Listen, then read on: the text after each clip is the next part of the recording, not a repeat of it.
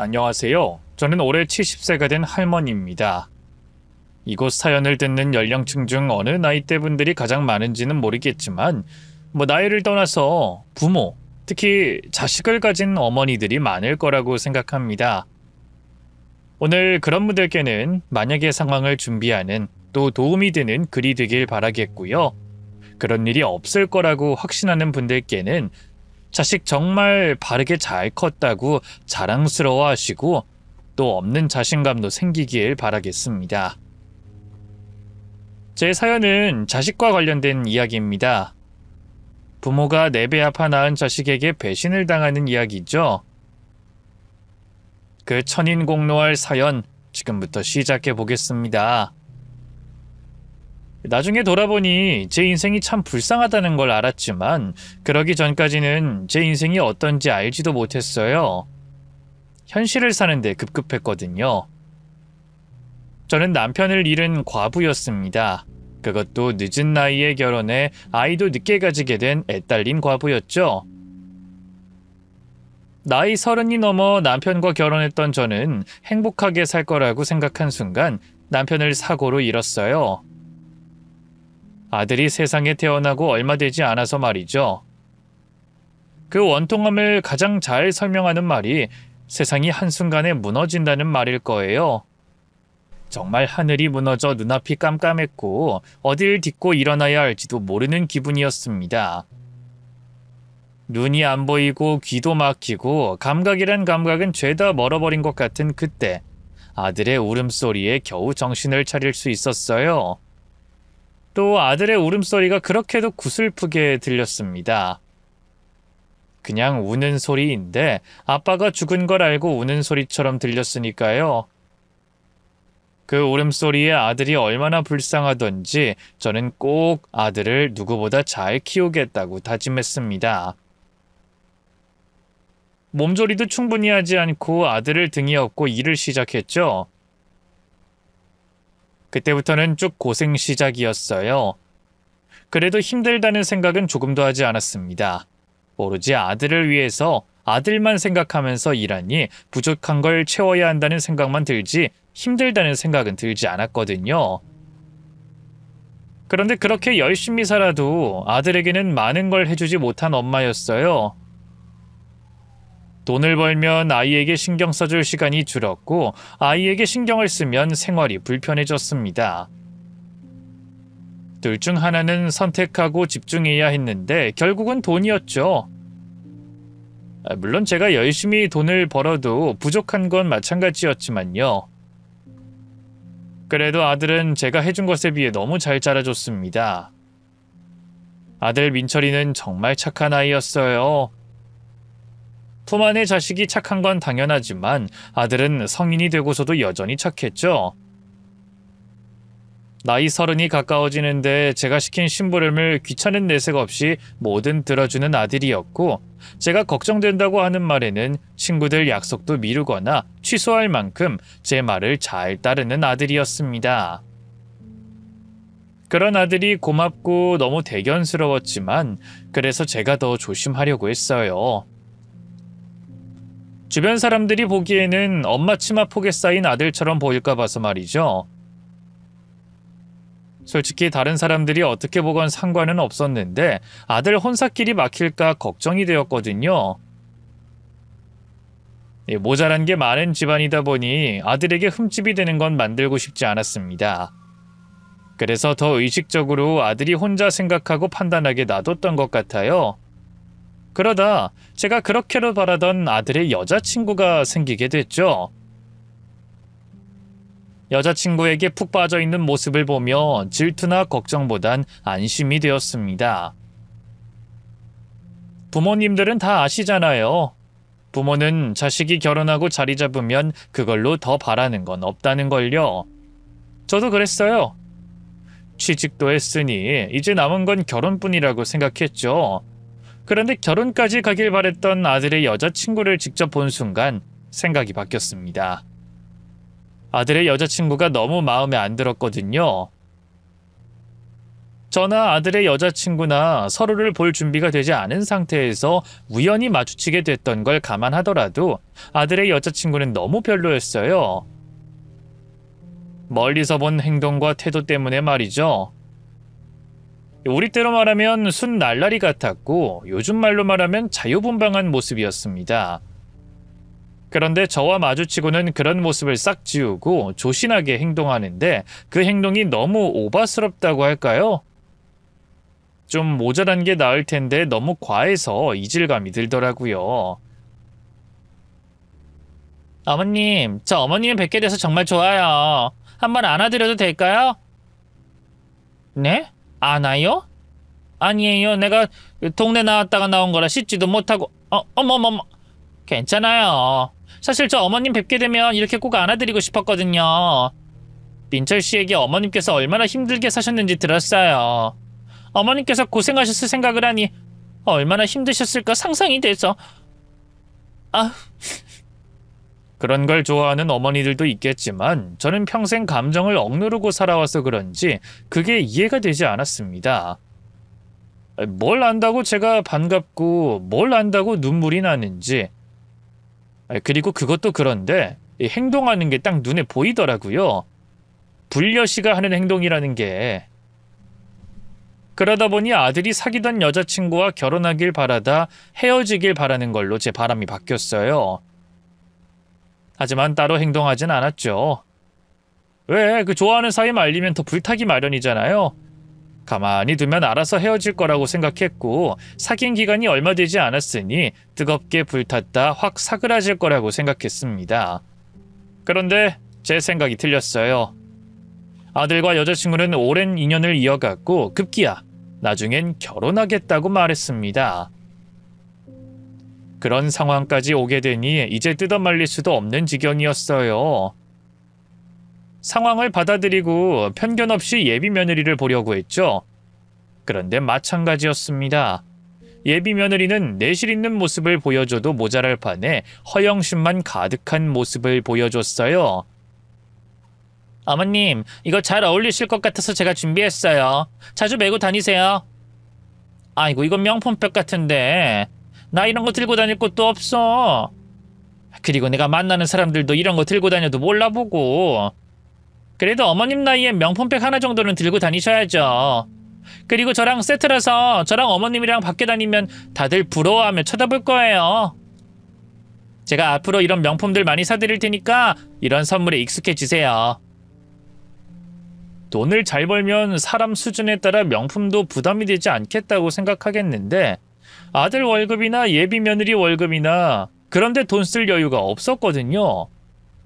그런데 그렇게 부담되는 선물을 가지고 와서는 앞으로 계속 선물을 한다니. 빈말이라고 해도 한숨만 나왔습니다. 거기다 며느리가 입고 온 옷과 가방도 죄다 명품이었어요. 그걸 보니 제 아들 앞날부터 걱정이 되더라고요. 당연히 아들에게 이 결혼에 대해서 다시 한번 생각해보라고 했죠. 하지만 이미 예비 며느리에게 푹 빠져있는 아들에게 제 이야기가 귓등으로 들리지 않았습니다. 그게 왜 중요해요? 그리고 요즘 명품 없는 여자가 어딨어요? 진화도 자기가 알아서 재테크하고 계산해서 사는 아이니까 너무 걱정하지 마세요. 그리고 결혼하면 혼자 살 때랑은 씀씀이가 다르죠. 또 옆에서 잔소리할 저도 있는데 어떤 식으로 얘기해도 좋은 면만 얘기하는 아들에게 더 이상 말을 해봤자 속이 경일 끼었습니다. 그때부턴 제가 생각을 바꿔먹었어요. 그래, 며느리가 내 마음에 들어서 뭐하나. 아들 마음에 들고 아들에게 잘해서 둘이 잘 살면 그만이지. 이렇게 생각하기로 했죠. 그렇게 두 사람은 결혼식을 올리고 부부가 되었습니다. 저는 아들네에게 최대한 신경을 끄고 살려고 했고요. 그런데 제가 가만히 있는데도 불구하고 며느리가 먼저 제게 찾아왔고 넘지 말아야 하는 선을 넘으려고 하는 겁니다. 제 앞에서 제 아들을 쥐고 산다는 걸 보여주는 건 물론이고 제가 아직 쌩쌩한데 벌써부터 뒷방 노인네 취급을 하면서 요양원 이야기를 하더라고요. 어머님, 요즘 요양원 진짜 좋은 거 있죠? 제 친구 할머니가 이번에 요양원에 들어가셨는데 진작 들어갈 걸 그랬다면서 엄청나게 좋아하시더래요. 솔직히 요즘 도시가 너무 빨리빨리 돌아가잖아요. 세상 변하는 것도 젊은 저희도 따라가기에 벅찬데 나이 드신 분들은 얼마나 더 힘드시겠어요. 근데 그런 곳은 비슷한 연세 가지신 분들끼리 비슷한 시간의 흐름에 따라 어울리시고 생활하시니까 좋은가 봐요. 어머님께서는 어떻게 생각하세요? 나이 들면 그런 데 가는 게 좋을 수도 있지. 자식들 고생시키는 것도 그렇고 혼자서 지내는 것도 그러니까. 근데 나중 이야기니까 아직은 별 생각이 없네. 또 나중에 어떻게 될지도 모르고. 그래도 좋은 거는 일찍 하면 할수록 좋잖아요. 제 생각에는 어머님께서 재산 상속도 먼저 해주시고 요양원에서 저희가 주는 용돈 받고 재밌게 지내시면 좋을 것 같은데. 또 가끔 저희가 찾아가거나 어머님께서 어디 가자고 말씀하시면 놀러 다니면서. 그러니까 넌 지금 나보고 요양원에 들어가라는 말이니? 네? 왜 화를 내시고. 전 어머님께서 편히 누가 요양원에서 편하다고 말하면 나도 그런 거야? 그리고 내가 혼자서 사는데 불편하다고 했니? 외롭다고 했니? 근데 무슨 벌써 요양원에 가라 말라 얘기가 나와? 아니요, 전 그런 뜻이 아니라. 아니긴 뭐가 아니야. 너 지금 내 앞에서 그 요양원 소리만 몇 달째야. 요양원 소리 나오면 꼭 나오는 말이 재산 상속이고, 저번에는 뭐? 손주에게 상속하면 상속세가 없어? 그럼 애를 낳고 얘기를 해라. 넌 마치 내 입에서 재산 상속해주겠다고 나오면 애를 낳을 것처럼 말하잖니? 오늘도 용돈을 받아가며 요양원에 있어? 너 정말 지금까지 그 요양원 달고 사는 저희가 뭐야? 도대체 뭐냐고? 눈에 훤히 보이는 며느리의 행동에 화가 났던 저는 소리를 지르며 따져묻기 시작했어요. 그렇게 끝났다면 나중에 어설픈 사과를 받고 없던 일이 되었을 텐데, 제가 자기 처에게 뭐라 한다고 아들이 성질을 내면서 일이 커지기 시작했습니다. 엄마는 왜 이 사람한테 그래요? 엄마 생각해서 그런 건데. 나이 들면 온몸이 고장 난 거고, 그러면 고쳐주거나 봐주는 사람은 필요한데, 그게 요양원에서 있는 사람들 아니에요? 우리가 바빠서 엄마를 못 들여다보니까 말한 건데 왜 사람을 이상하게 몰아붙여요? 뭐? 너 지금 옆에서 다 듣고도 그런 말이 나와? 그게 내 걱정하는 말이니? 그럼 전화를 자주 하거나 다른 식으로 관심을 가져야지. 요양원이 답이 돼? 너 아무리 네 처가 한 말이라고 해도 그렇지 이렇게 나오면 안 돼. 중립을 지켜야지. 중립은 무슨. 엄마는 이 사람한테 중립인 적 있었어요? 있고서 그런 말 하냐고요? 엄마 나이 들면 챙겨줄 사람은 결국 이 사람이에요. 그럼 좀 이 사람 눈치도 보고 사세요. 뭐? 눈치? 이 녀석이. 그래, 나이 들어서 너희 도움 받지 않은 마. 그럼 눈치 안 봐도 되는 거니? 그럼 어디 한번 따져보자. 내가 언제 네 처 앞에서 마음에 안 든다고 내색한 적 있니? 내가 그런 적 있어? 며느리와 시작된 언쟁이 아들에게 옮겨붙었고, 그때부터는 서로의 감정 싸움을 했습니다. 그런데 그때 가만히 있던 며느리가 눈물을 터뜨리며 분위기를 이상하게 몰아가더라고요. 그만해 여보. 내가 잘못한 거야. 어머님께서 오해하게 내가 말을 잘못한 것 같아. 어머님, 제가 죄송해요.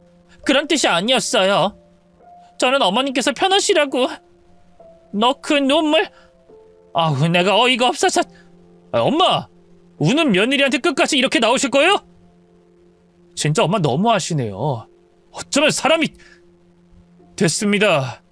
엄마가 어떤 생각을 가지고 있는지 알겠습니다. 마음에 안 든 며느리와 아들은 그만 가볼게요. 그날 이후 저는 아들 며느리와 연락을 끊었습니다. 물론 아들 며느리 역시 저에게 먼저 연락하진 않았어요. 그 모습이 얼마나 더 괘씸하게 느껴지던지 저도 아주 갈 때까지 가보자는 식으로 이 악물고 연락하지 않았죠. 그 기간 동안 어쩔 수 없는 부모의 마음으로 인해 아들 소식이 궁금했고 걱정도 되었지만 분노와 며느리에 대한 원망도 점점 늘어났어요.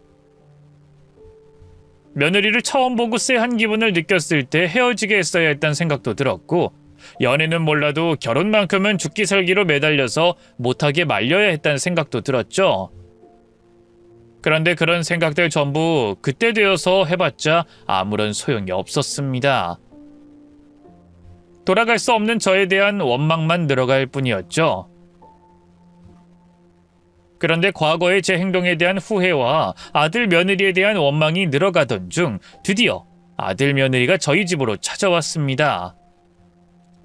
오랜만에 보게 된 아들이 반가웠던 것도 있었지만 여기서 제가 버선발로 나가 아무런 일도 없었다는 것처럼 반긴다면 며느리가 얼마나 저를 우습게 볼까라는 생각이 들었어요.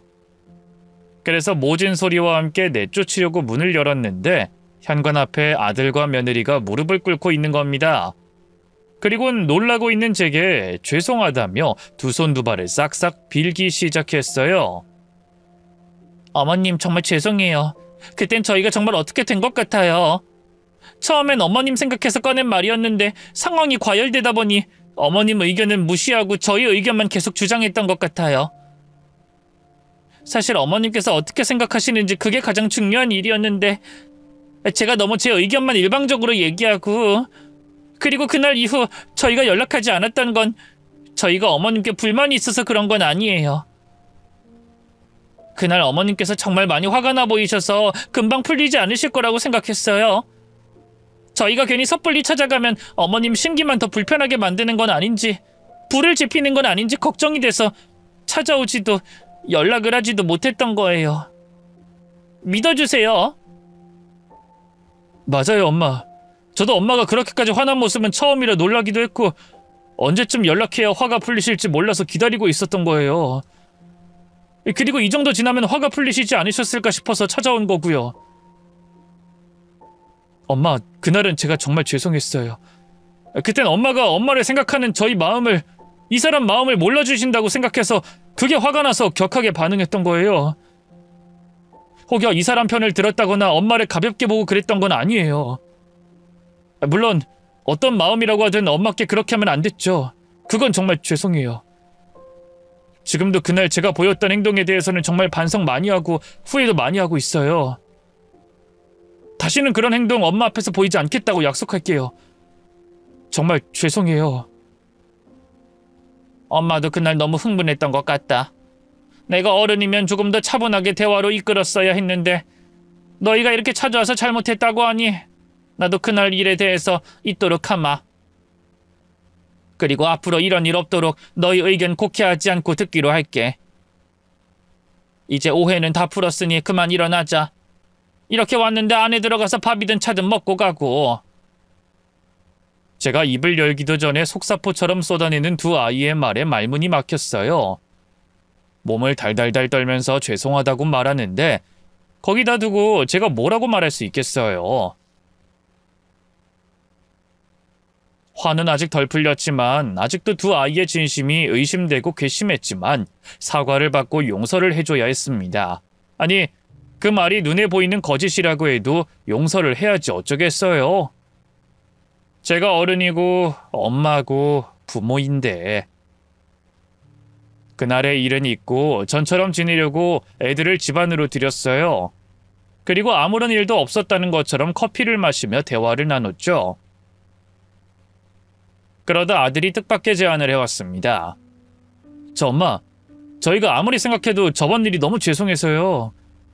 그래서 죄송한 마음을 표현할 겸 또 화목하게 지낼 계기를 만들 겸 해서 여행을 가려고 하는데 어떻게 생각하세요? 여행? 아유, 나 데리고 다니면 너희 고생만 하지. 엄마 정말 괜찮으니까 여행은 너희끼리 다녀와. 엄마 생각해서 계획 세운 여행인데 엄마가 빠지면 안 되죠. 그럼 아예 다 같이 안 가는 게 맞고요. 네, 맞아요. 이 여행 저희가 원래부터 있던 계획이 아니고요. 어머님을 위해서 어머님 중심으로 계획한 여행이에요. 그동안 저희가 잘못한 것도 있고 또 어머님 해외여행 한 번도 못 가보셨다고 하길래 꼭 보내드리고 싶어서요. 해외여행? 해외여행이면 돈이 한두 푼 드는 것도 아닐 텐데. 동남아라 그렇게 돈이 많이 들진 않아요. 그리고 어머님께서는 여행이 드는 돈 걱정하지 마세요. 저희가 비행기표부터 먹는 거 사는 거 전부 다 부담할 테니까요. 아유, 그럼 더 아니다. 아니, 노인네가 무슨 호강하겠다고 내 자식이 힘들게 번 돈으로 여행을 즐겨. 아이, 됐다. 너희들 마음만으로도 충분하니까 나까지 신경 쓸 필요 없어. 거기다 내가 말했잖니. 전에 일은 깨끗이 싹 잊겠다고. 어머님, 그러지 마시고 저희랑 여행 가세요. 저희가 정말 너무 죄송해서 그래요. 그리고 요즘 부모님들 다들 자식들과 해외여행 한 번 정도는 가요. 부담 가지실 일이 아니라 어머니께서 저와 이 사람에게 당연히 받아야 하는 거예요. 맞아요, 엄마. 아빠 돌아가시고 엄마 혼자 저 키우시느라 얼마나 고생 많으셨어요. 그거 생각하면 이번 잠깐이 아니라 몇 달 내내, 아니 1년 내내 여행 모시고 다녀도 모자라요. 근데 현실적으로 상황이 여의치 않으니까 이렇게 짧게라도 엄마 모시고 해외여행 다녀오려고 하는 거죠. 엄마 모시고 여행 가야 우리 마음이 편할 것 같으니까 거절하지 마시고 같이 가요. 네? 아들과 며느리의 갑작스러운 해외여행 제안에 깜짝 놀랄 수밖에 없었어요. 그날 찾아온 것만으로도 놀랄 일이었으니 여행 이야기가 나올 거라곤 꿈에도 생각 못했거든요. 하지만 당황스러운 것과는 별개로 기분은 좋았습니다. 아들과 며느리가 거짓으로 사과하는 건 아니라는 걸 알았고 또 해외여행이라는 말에 기대가 되기도 했거든요. 좀 창피한 이야기지만 사실 전 태어나서 비행기를 타본 적이 없었어요. 요즘 해외여행 안 가본 사람 없다고 하는데 해외여행은 고사하고 우리나라 사람들 한 번씩은 다 가본다고 하는 제주도도 가본 적이 없었습니다. 아들 키울 때는 돈 번다고 못 갔고 아들을 다 키우고 나니 아들 결혼식에 필요한 돈 아낀다고 못 갔죠. 그리고 아들이 결혼하고 나서는 아들에게 부담 주기 싫어서 노후 자금 모은다고 또 못 갔습니다. 아들에게 돈 쓰는 건 얼마라도 아깝지 않은데 이상하게 나한테 쓰는 돈은 돈 1,000원이 그렇게 아깝더라고요. 돈도 있고 시간이 있었지만 비행기 타고 가는 여행을 생각도 하지 않았죠. 그런데 아들 며느리가 해외여행을 가자고 하니 그렇게 설레고 기분이 좋더라고요. 또 동남아라고 하면 사람들이 상상하는 그런 장면들 있잖아요.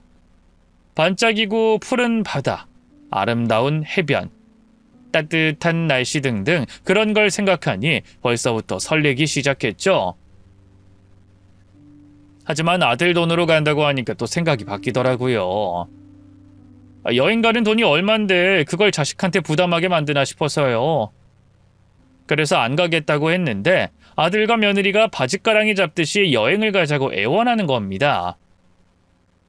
결국 못 이기는 척 승낙했어요. 사실 저도 해외여행 한 번쯤은 꼭 가보고 싶었고 그게 아들과 며느리가 함께하는 여행이라면 더더욱 가고 싶었습니다. 거기다 오해가 됐든 실수였든 가족 간에 큰 다툼이 있고 난 뒤에 가는 여행이잖아요. 그러니 이번 여행이 가족 간의 더 끈끈한 유대관계와 나은 상황을 만들어줄 것 같았어요. 대신 아들에게만 여행 경비를 부담 지어줄 순 없어 여행지에서 쓸 돈은 제가 대신 내주려 환전을 잔뜩 해서 갔죠. 그렇게 아들 며느리와 함께한 여행은 제가 상상했던 것과 똑같았습니다. 여기가 꿈속이 아니면 천국이라는 생각이 들 정도로 좋더라고요. 하루하루 날이 지나가는 게 얼마나 아까운지 호텔에 돌아와 침대에 누웠다 하면 잠이 드는데 또 날이 밝아오면 귀신같이 눈이 떠졌어요. 1분이라도 더 즐기고 싶은 마음에서 말이죠. 여행하는 내내 정말 행복했습니다. 첫 해외여행이 주는 즐거움도 있었지만 아들과 며느리가 저를 얼마나 배려해주는지 느낄 수 있어서 더 행복한 여행이었어요. 말도 통하지 않고 지리도 모르고 문화도 음식도 뭐 하나 안 낯선 게 없는 나라에서 제가 그렇게 행복한 시간을 보낼 수 있었던 건 그만큼 아들과 며느리가 뒤에서 많은 걸 해줬기 때문이잖아요. 겉으로 내색하진 않았지만 나이든 엄마이자 시어머니 호강시켜주려고 노력하는 아들 며느리 덕분에 더 행복한 여행이 되고 있었죠. 그러다 보니 여행을 갔다 와서 이제까지 쌓인 감정은 싹 정리하고 더 끈끈한 가족이 될 거라고 믿고 있었어요. 그런데 제가 상상한 그 행복한 미래를 산산조각 내버린 그 일이 생긴 거죠. 폐륜이라고밖에 말할 수 없는 그 일이요. 동남아 해외여행 4일차. 아들과 며느리가 제게 특별한 경험을 하게 해주겠다며 배 타는 곳으로 데려갔어요. 그리고는 목적지도 알려주지 않고 배를 타고 무작정 이동했죠. 제가 어딜 가는 건지 알게 된 건 목적지에 도착하고 난 뒤였습니다. 여기가 어디니? 왜 천막 말고는 아무것도 없어? 맞아요, 엄마. 여기 우리 빼고는 아무도 없어요. 여기 무인도예요.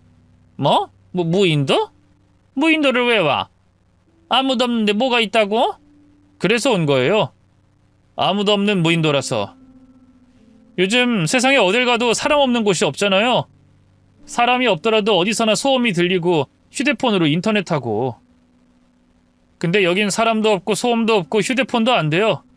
전부 자연적인 것밖에 없고요. 거기다 누구 하나 의식할 거 없는 무인도니까 자유롭고 좋잖아요. 이런 시간이 꼭 필요할 거라고 생각했어요. 아이, 그래도 난 좀 그렇네. 모처럼 여행 온 건데 즐길 시간도 모자란다고 생각해서. 올해는 안 있을 거고 2시간 뒤에 배 온다고 했으니까 그때까지만 이 시간을 즐겨요. 여기 진짜 고생해서 찾은 섬이에요. 말 그대로 섬 하나를 통째로 빌린 거라고요. 맞아요, 어머님. 이런 거 한국에서 하려면 진짜 돈 많이 줘야 해요. 그나마 여기는 섬이 많아서 배값만 든 거지. 근데 저희가 여기 섬 찾는다고 고생 진짜 많이 했어요. 섬은 많은데 이렇게 아름답고 드나드는 인적이 없는 곳은 별로 없거든요. 저희 준비가 마음에 안 드시더라도 딱 2시간 정도니까 여기서 있는 만큼은 저희가 바라는 것처럼 즐기다 돌아가요. 저희가 섬 나가서 또 재밌게 해드릴게요. 안 내킨다는 건 아닌데 그래 즐기자. 너희 말대로 사람도 없고 파도 소리 나뭇잎 소리만 들려서 또 좋네. 사람 냄새나 매연 냄새도 없고. 나 잘 즐기고 있을 테니까 너희도 의미 있는 시간 보내렴. 제가 나이 든 사람이라서 그런지 몰라도 일부러 배까지 타고서 정말 아무것도 없는 곳에 온 게 이해되진 않았어요. 생각이야 집에서도 하루 종일 하니까요. 그런데 그 자리에서 마음에 안 든다고 표현할 순 없으니 애들이 바라는 대로 즐겨야겠다고 생각했습니다. 여행하는 동안 애들이 고생한 것도 있는데 그 정도 이해 못할 수는 없었죠. 또 그런 마음으로 섬을 다시 둘러봐서 그런지 눈에 들어오는 것도 많았습니다. 우선 섬이 아름답긴 정말 아름답더라고요. 해변이 완만해서 투명한 바닷물을 깊게 들어가 즐길 수 있었고 나무와 풀이 그림에서나 볼 것처럼 나 있었어요. 금방 풍경에 온 신경을 빼앗겨 도시에서 벗어난 힐링을 즐기고 있었죠. 그렇게 한참 자연에 빠져 섬 이곳저곳을 둘러보고 있을 때 바닷가에 떠있는 배 한 척을 발견하게 되었습니다. 아무래도 아들과 며느리가 말한 그 배인 것 같았어요. 아직 1시간도 되지 않은 것 같은데 벌써 배가 온 건가 싶던 차, 이상한 걸 알아차리게 됐어요. 그 배에 있는 사람들이 아주 익숙한 사람들이더라고요. 옷 입은 게 제 아들 며느리와 똑같은 겁니다. 그래서 자세히 보니 제 아들과 며느리가 맞았어요. 그리고 아들과 며느리가 탄 배는 섬으로 가까워지는 게 아니라 멀어지고 있다는 것도 알았죠. 그때까지도 제게 무슨 일이 벌어지고 있는지 몰랐어요. 그냥 애들이 눈에 보여 반가운 마음에 손을 흔들며 이름을 불렀죠. 그런데 그 다음 충격적인 일이 벌어졌습니다. 제 부름에 제 쪽을 쳐다본 아들과 며느리가 다른 반응 없이 차갑게 고개를 돌려 반대편 바다로 향하더라고요. 그제야 이상한 느낌이 왔던 저는 목청이 터져라 소리를 질렀어요. 민철아! 민철아 어디가? 얘 진화야! 너희 지금 어디 가는 거야? 돌아오는 거니? 얘들아! 얘들아! 소리를 질러도 제가 있는 쪽을 잠깐 쳐다보기만 할 뿐 점점 멀어져가는 아들과 며느리를 보면서 애들이 날 버리고 가는 건 아닌가 두려움에 휩싸였습니다. 하지만 설마 그럴까 싶었어요. 말이 안 된다고 생각했거든요. 자식이 날 버리고 가다니 그건 인정할 수 없는 일이었습니다. 뭘 준비한다고 급한 일이 있어서 절 두고 간다고 생각했죠.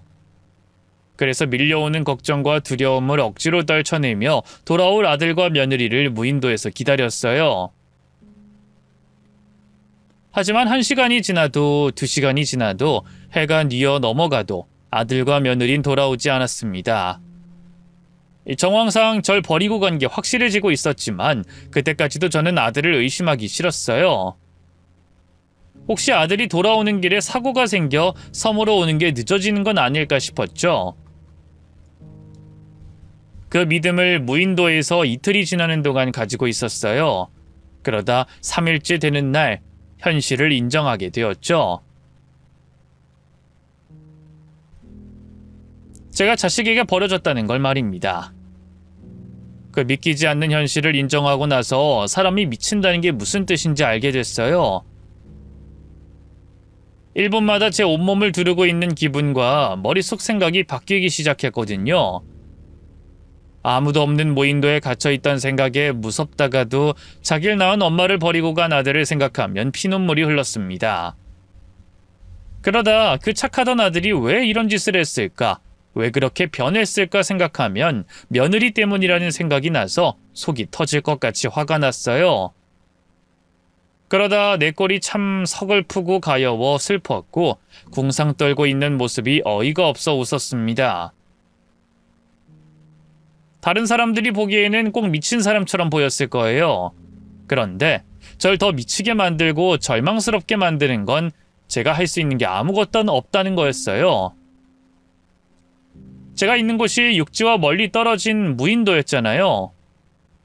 일부러 이런 섬을 구한 건지 배 한 척 보이지 않는 섬이었거든요. 아무것도 없는 곳에서 생존하는 법을 배운 것도 아니었고 제 나이에 수영을 해서 나갈 수도 없었습니다. 저는 모든 걸 포기하고 죽을 날만 기다렸어요. 나무 그늘 아래 하늘과 바다만 쳐다보며 무기력하게 누워 있었죠. 그러다 순간 내 인생이 너무 억울하게 느껴지더라고요. 남편 죽고서 아들 키운다고 평생 고생만 하다가 못된 며느리 때문에 스트레스만 받고 그러다 첫 해외여행에서 버려져 내 나라, 내 땅도 아닌 무인도에서 죽는다니 너무 억울했습니다. 그리고 내가 무인도에서 죽는 걸 바라는 아들과 며느리를 생각하니 그대로 죽을 수는 없겠더라고요. 죽더라도 그것들 앞에 내가 멀쩡히 살아있는 모습을 보여줘야 편히 눈을 감을 수 있을 것 같았어요.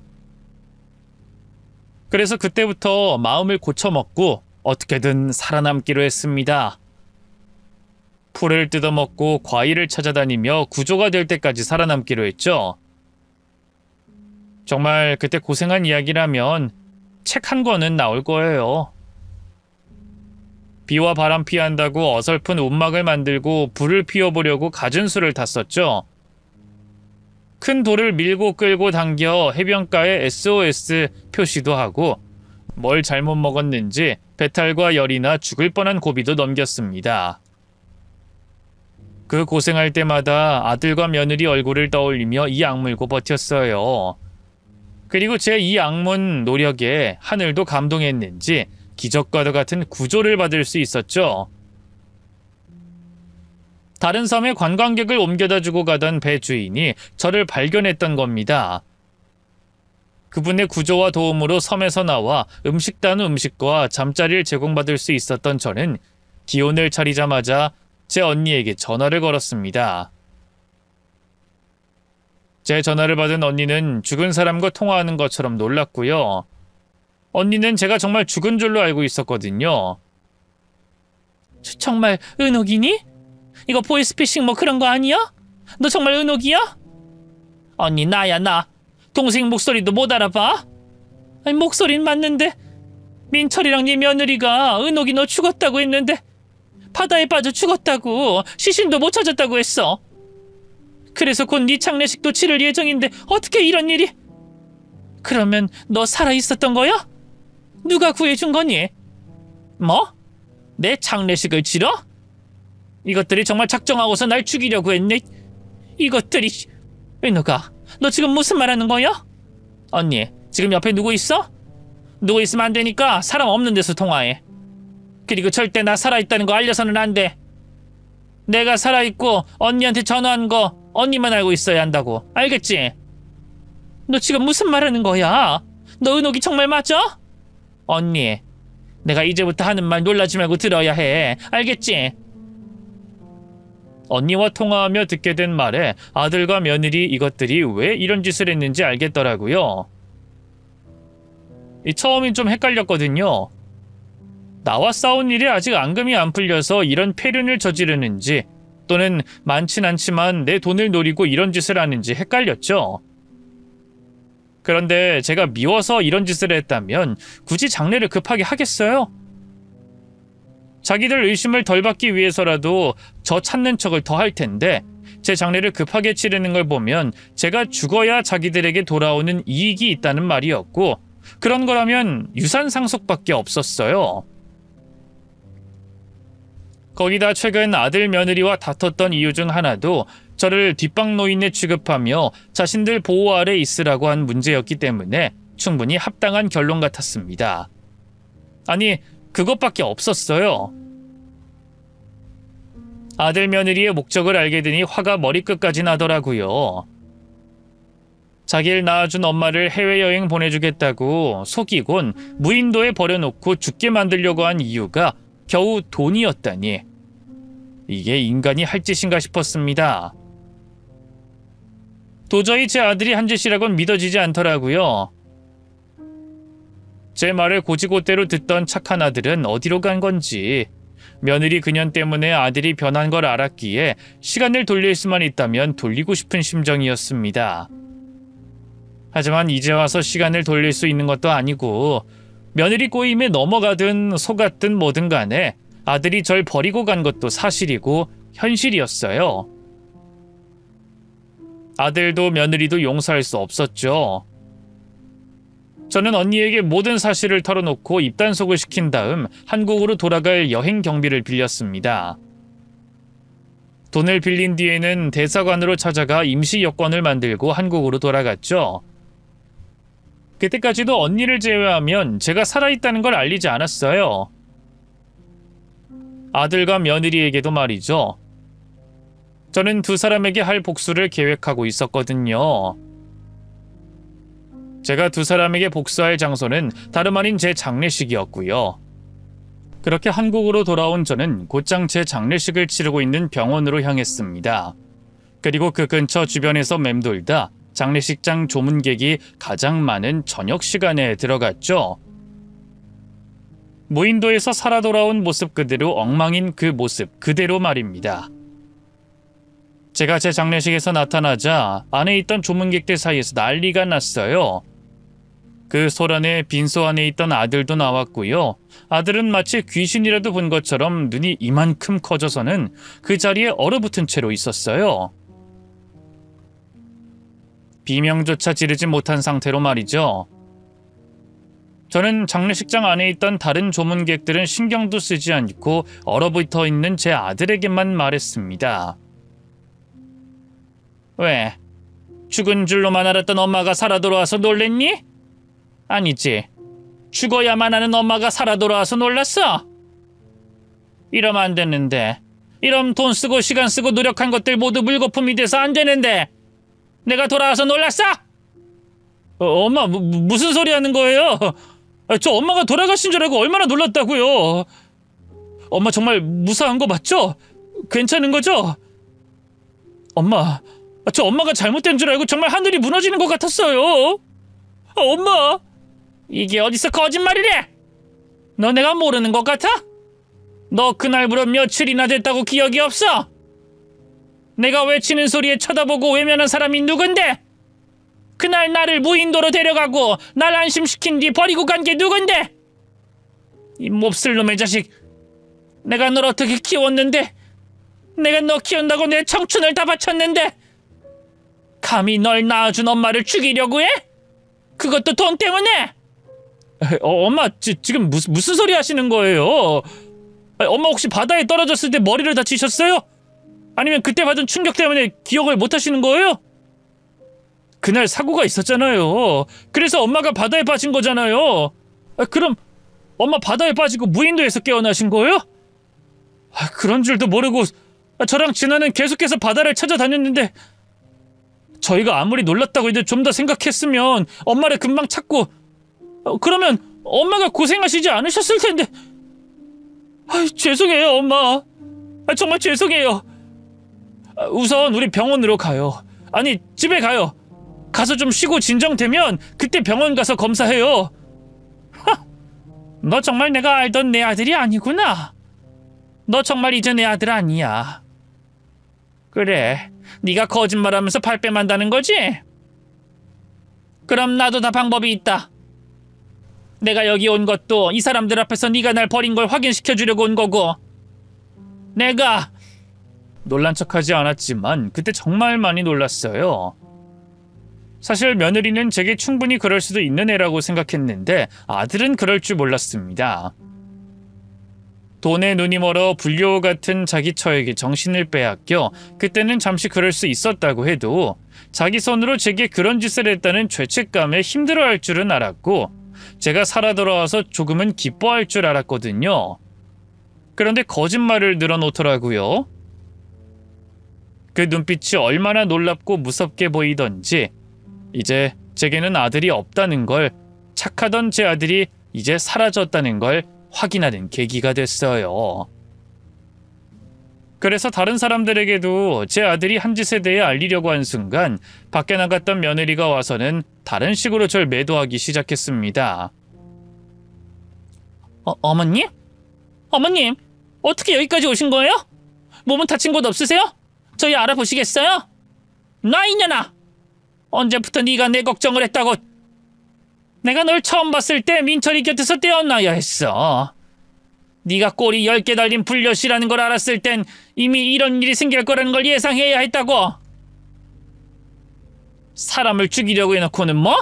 다친 곳 없으세요? 그래, 너희가 날 낭떠러지가 아니라 무인도에 버려서 기력이 쇠한 것 빼고는 멀쩡하다. 그래서 내가 여기까지 살아 돌아올 수 있었어. 너희가 얼마나 페르나인지 알려주려고 하고 너희가 날 버리고 간. 여보, 어머님 빨리 모시고 가자. 아무래도 정신이 아직 온전치 못하신 것 같아. 여러분 정말 죄송합니다. 어떻게 된 일인지 나중에 말씀드릴게요. 지금은 저희 어머님 정신이 온전치 않으셔서요. 사실 저희 어머님 치매를 좀 앓고 계시거든요. 고인을 욕하는 일이 될까봐 말 못했던 건데 그러니 이해해 주세요. 어머님께 여쭙고 싶은 것도 많으시겠지만 다음에 부탁드리겠습니다. 뭐? 치매? 날 죽이려고 하더니 이젠 내가 치매에 걸려? 어머님, 왜 오시자마자 이러세요? 제발 정신 좀 차리세요. 저희가 어머님 돌아가신 줄 알고 얼마나 힘들었는데, 효도하려고 간 여행에서 그렇게 돼서 얼마나 자책했는데 또 이러세요? 저희가 왜 어머님을 죽이려고 해요? 어머님 오래오래 모시고 사는 게 이와 제 소원인데. 얼른 가요. 저희 의심하고 원망하시더라도 다른 사람들 앞이 아닌 저희 앞에서 하세요.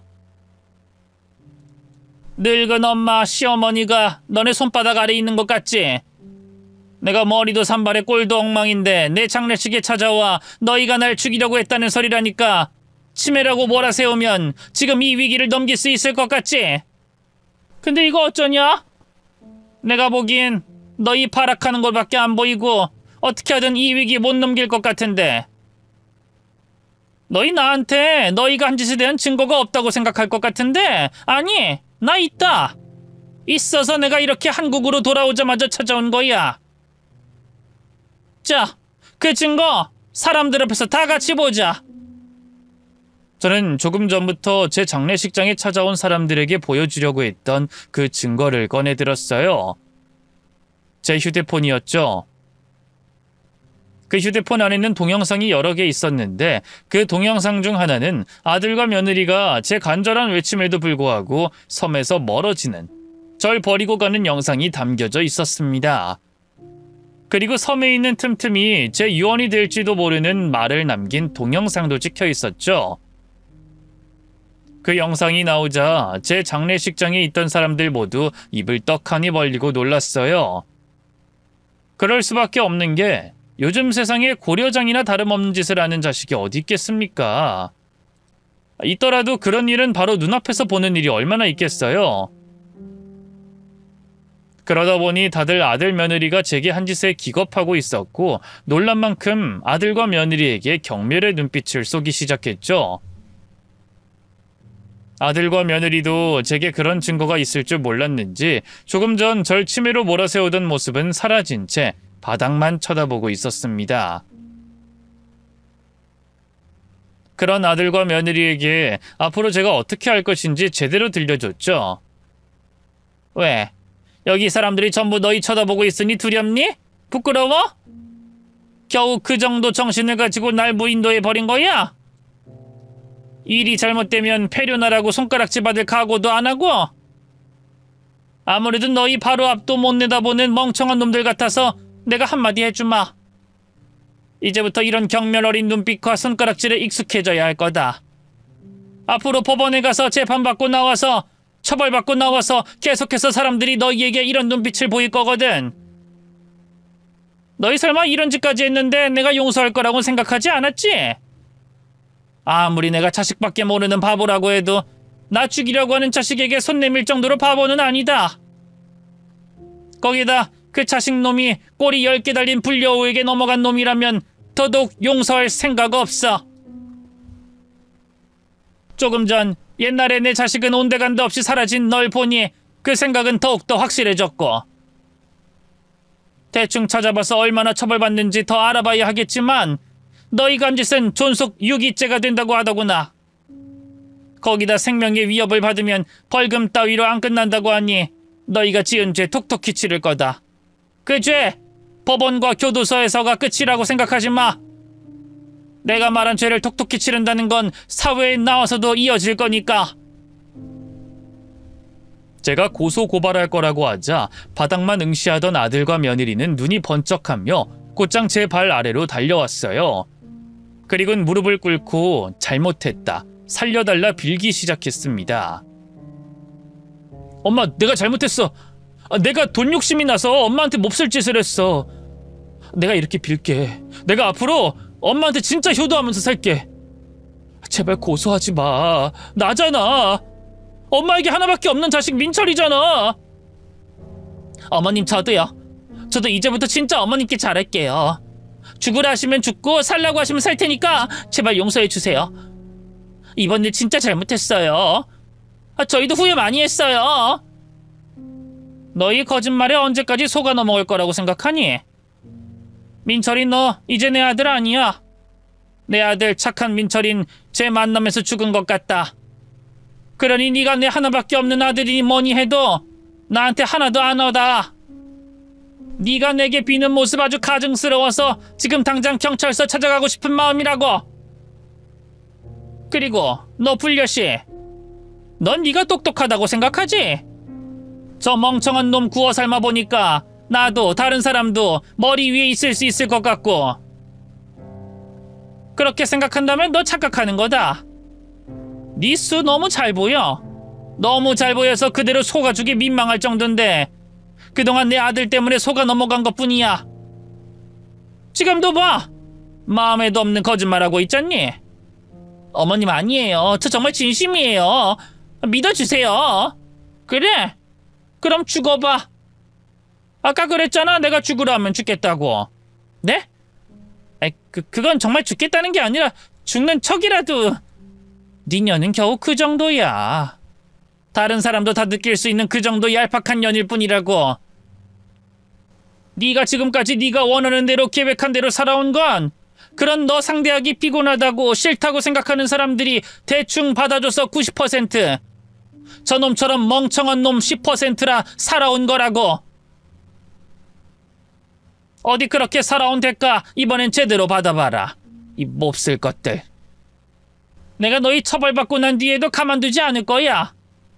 날 죽이려고 온 대가 평생 치르게 만들겠어.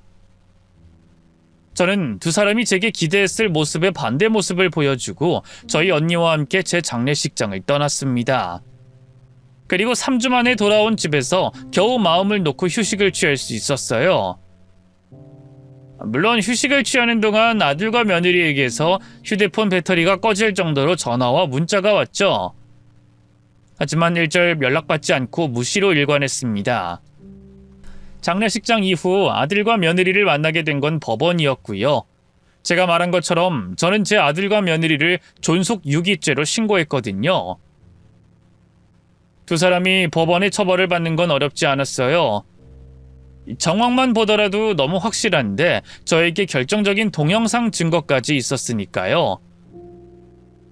거기다 경찰 수사가 있을 거라고는 생각도 안 했는지 두 사람 SNS 메신저에 버젓이 범행 계획과 대화를 나눈 부분이 있었죠.